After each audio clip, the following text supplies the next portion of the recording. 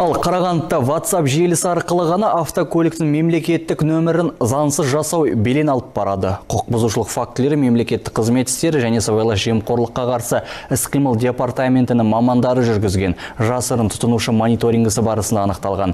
Белгілі болғандай, заңсыз көмекшілер өз қызметтері үшін 19 000 теңге талап етеді екен. Ал бұл мемлекет қазынасына түсуі тиіс қаржыны жеке тұлғалардың қалтасына кетіп жатқандығын көрсетіп отыр. Спасибо. Очень сразу. Бейнежазбадан белгілі болғандай мемлекеттік нөмір телнұсқалары Ресей елінде дайындалады. Бейнематериалдан көрсетілгенде WhatsApp желісі арқылы оп-оңай келісуге болады. Небәрі 3 күнде пошта арқылы жеткізіп беретін көрінеді. Бұл тапсырыс 19 200 теңгені құрайды.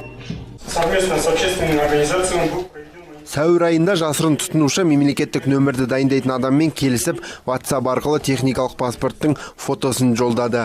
Банк картасына 10 000 теңге төлемінде алдын ала жолдады. Қалған 9 200 теңге мемлекеттік нөмір дайын болған кезде аудару жөнінде келісім жасалды. Тапсырысты Қарағанды қаласына жеткізу үшін үстінен тағы 4 000 теңге төленді. Барлық келісілген төлемдерді төлегеннен кейін почта арқылы мемлекеттік нөмірдің төлнұсқасы алынды. Мұндай хабарландырулар газет беттері мен ғаламтор сайттарында ашық түрде жазылуда. Мемлекеттік нөмірлерді құзырлы органдар ғана заңды түрде бере алады. Яғни жоғалтып алған мемлекеттік нөмірді уақыт өткізбей тез арада алу ыңғайлы болып тұр. Сондай-ақ көлік иелері мемлекеттік баж салығынан құтылудың амалы дейді департамент мамандары. Бұл мемлекеттік кіріске кері әсерін тигізуде. Мемлекеттік қаржы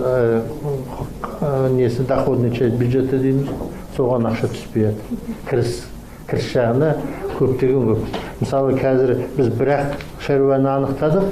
Егерде бұл республика мемлекетіміз бойынша мыңдаған ретте болатын болса, сонда өздеріңіз ойлаңыздар, қаншама ақша мемлекеттің қазынасына түспей жатқан. Өте көп. Ведомствоаралық жұмыс тобының отырысына қатысушылар мұндай мемлекеттік нөмірлердің көшірмесі жоғары сұранысқа ие екенін айтады. Енді бұл іспен Қарағанды облысының полиция департаменті айналысатын болады. Не болмаса заң бұзушыларды жауапқа тарту үшін халықаралық деңгейге шығуды ұсынды. Айжырқын Сесен, Сергей Высокосов, Дастан Шанин, Бірінші Қарағанды телеарнасы.